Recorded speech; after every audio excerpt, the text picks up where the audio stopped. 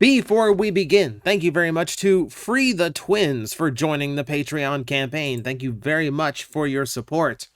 I will admit, that is a very abbreviated name from what the shout out was actually supposed to be, because there's just some things that I disagree with so much, I don't want audio recorded of me saying it.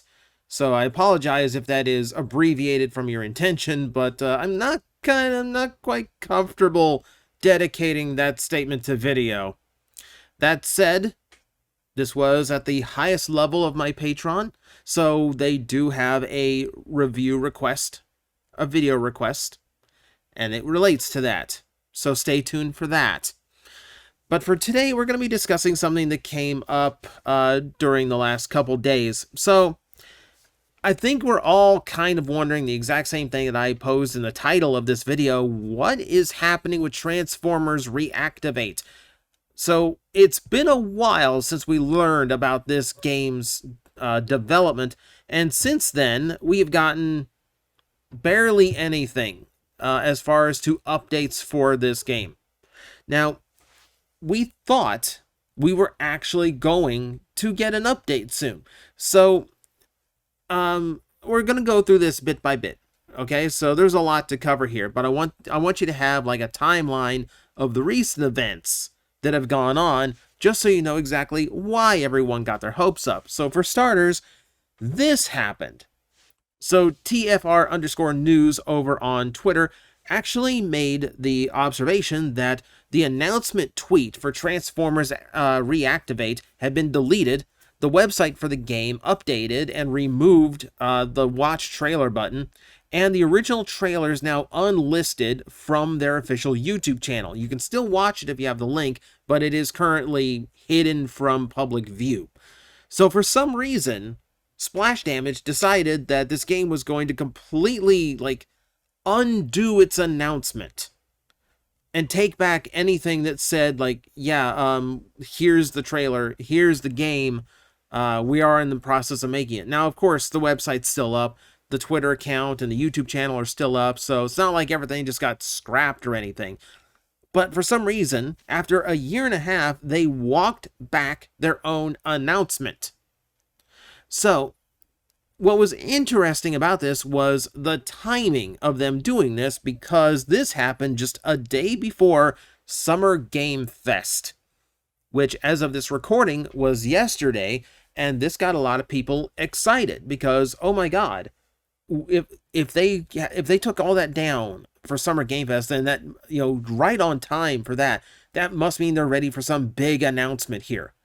Right? That seems to be the obvious conclusion. Why else would you actually scrap all of those things just before the big event where people announce a whole bunch of their new games?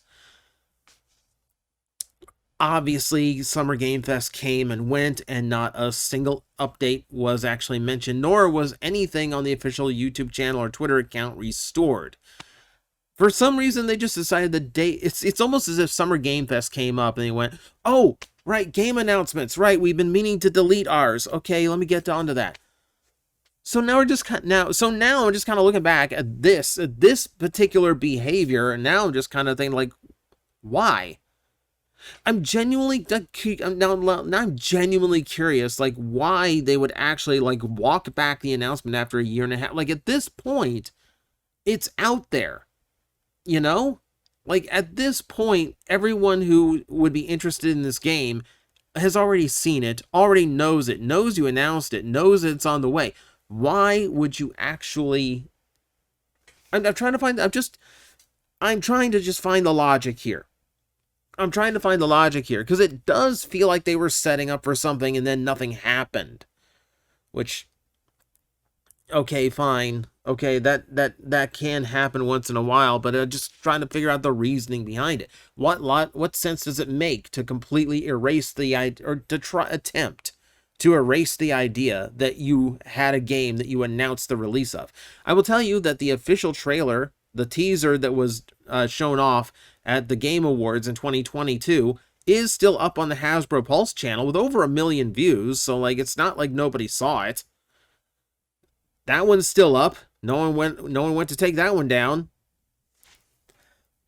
which is a nice little reminder as a way of saying, like, hey guys, do you remember that this game was announced December of 2022? Because, yeah, it's been a year and a half. A year and a half of just silence, you know?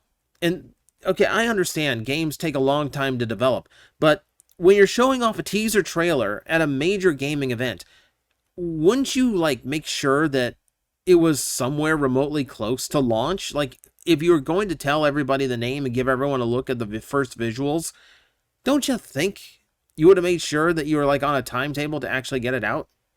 It's weird. The only update that we've had in a year and a half came about 6 months later when they posted this message. We know that everyone has been patiently waiting for updates on Transformers Reactivate. However, we won't be revealing any new content this year. Your passion and enthusiasm powers our mission to create the Transformers game fans have been waiting for, and now we're shifting to developing with the game in Unreal Engine 5. Stay tuned for exciting reveals and epic developments in 2024. So, the only piece of info we have gotten in a year and a half is the fact that they are switching to the Unreal Engine 5, which is fine. That's actually cool. It's good to know that you're going with, like, the most modern game engine you could pick from, you know, and that's cool. That's it. Where's the rest? Like, I mean, I would think we are now almost halfway through 2024, and we still do not have anything to show that this game has made any level of development since its announcement a year and a half ago. It gets frustrating. It gets frustrating. Like, this kind of frames it as if we're going to be getting updates throughout the entirety of 2024. Like, little sporadic updates of how the game is going. And so far, we've actually gone into the negatives. We have negative information. We took information back from you. Here's the crazy thing. So, the crazy thing about this, and, like, this is, like, so weird to me, is if we actually delve into this game a little bit deeper, which we didn't do the last time we talked about this game, but we can go ahead and do it now.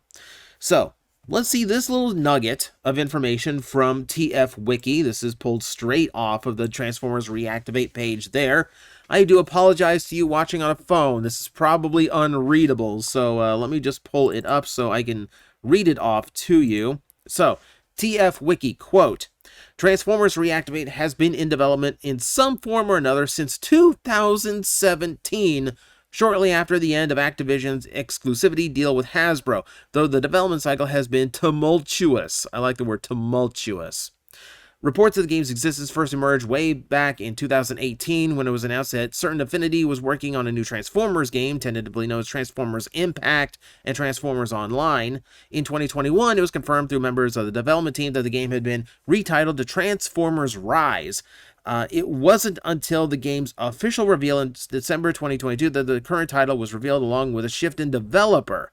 So originally it was Certain Affinity working on this, and then it went over to Splash Damage. And it would be another year before any new information on the game emerged, that being the announcement of the further delay shifting the game to Unreal Engine 5. Perhaps the most telling of the game's long dev cycle is the fact that a couple toys based on the game's designs were released through Hasbro Pulse in December 2023. And initially revealed with the Rise branding despite the name change, before anything beyond the teaser trailer had been shown. Okay. So, yes, this game has been in development for about 6 years now. So 17, 18, 19, 20, 22, 23, 24. I can math. It's been 7 years now. We still have one trailer to show for it. One teaser trailer to show for it. So the article does mention the fact that, yes, toys of this did come out. In fact, the toys are actually very, very good. I like the design. And they're actually really fun. So the weird thing about this that people noticed when they first came up is the fact that they were like, the 2-packs were like $63, which is a super weird price point for something that includes one Deluxe and one Voyager. So there's a couple, we found out why. We found out exactly why that happened. So the copyright stamps on these toys is actually 2020. Which means these toys, the molds for these toys at the very least, were produced in 2020, presumably for release in 2021, because that's when we found out the name was Transformers Rise. And that is like the original images we got of the packaging included the Transformers Rise logo. So that was plan A. But it does indicate that Hasbro was expecting this game to be done 3 years ago, and yet now we have tacked on another at least 3 years to that. And considering they switched to Unreal Engine 5 to continue developing the game, I am presuming that this is now going to go into 2025 before we have any hope of this game being released, meaning the development cycle on this game is going to reach 8 years, which is absolutely insane to me. You know, a AAA game can get away with a long development cycle, but when Hasbro is expecting release in 3 years and now it's stretched on to, 3 or 4 years, and now it's stretched on to 7 or 8 years, that definitely feels wrong. That feels very wrong. This has been a really troubled development from everything we've heard, but of course, every developer, from the original to now Splash Damage, has been just whisper quiet about this game, as if they are almost ashamed of mentioning its existence. So, this is going to draw a few parallels. I just want to draw a couple parallels here just to cut these down just a little bit. So when we talk about a long development cycle with very little show for it, and so far no announced release date, a lot of people in my circle jump to the word Silk Song. I'm a Hollow Knight fan. I'm a fan of a lot of indie Metroidvanias, to be honest with you. So, yes, I can see where you're getting at. Yes, it's a game with a very long development cycle, a lot of hype behind it from its fandom, and developers who share this inability to communicate with their audience, which is the hardest part of that. That said, Silksong has evidence that it actually is progressing and developing. The last time we saw Silksong, it was actual gameplay footage and a trailer. We know that the game engine actually functions, that gameplay exists, that character designs exist and are functioning within the game. Also, there have been little updates here or there, like some countries actually giving it a rating, which means some complete or near complete version of the game has been submitted for actual actual age rating. So there are indications that, yeah, Silksong is in an advanced stage of development. We're just waiting for them to actually announce a release date at this point. For Reactivate, we're waiting for them to announce anything. To this date, all we have are these yellow hands. If you take that trailer and tell me that this is a Titanfall spinoff, I would believe you. At that point, the only thing is like a brief look at an Autobot symbol in this trailer to tell me that it is a Transformers series. It could have been any mecha franchise. It could have been a brand new franchise. It's a very vague teaser trailer. An interesting one, but it's only interesting because the word Transformer comes after it. Otherwise, this wouldn't really be all that exciting or interesting. So it's kind of like, tell me something. Tell me anything. Show me enemies. Like, give me bios for these human characters. Like, work your social media a little bit to tell me like little bits and updates. Show me some assets. Show me what Bumblebee actually looks like in the game. Show me what Starscream looks like. Tell me a little bit more about the story. We hear that it's free to play with microtransactions, so tell me what that entails. Like, what will I be able to buy? Am I buying alternate color skins? Because that would be like perfect thing for a Transformer game to do. Am I buying, alternate weapons? Is it going to be one of those types of games? Characters. There's going to be a starting roster of characters. Can I Fortnite this and buy more? That's, tell me something. Just tell me anything. Tell me anything that makes me feel like a Transformer game's on the way. No, Silksong has proof of existence. As far as I can tell, Reactivate so far is vaporware that has an animation, like a CG animation with the same logo attached to it, that inherently doesn't have a whole lot of Transformer elements behind it to tell me that, yeah, this animation that could have been a student project for all I know is actually Transformers. No, what we have here is a Metroid Prime 4 situation. A game with a very long development cycle that had to change developers through the course of it, that basically had to start from the ground up. And ultimately, even though the development cycle has been ridiculous, probably got announced way, way too early. You'll note Nintendo actually learned their lesson about Metroid Prime 4, and every announcement they've made about upcoming games, the game has been like within 6 months of release. So they don't announce games anymore unless they are ready for the final polish.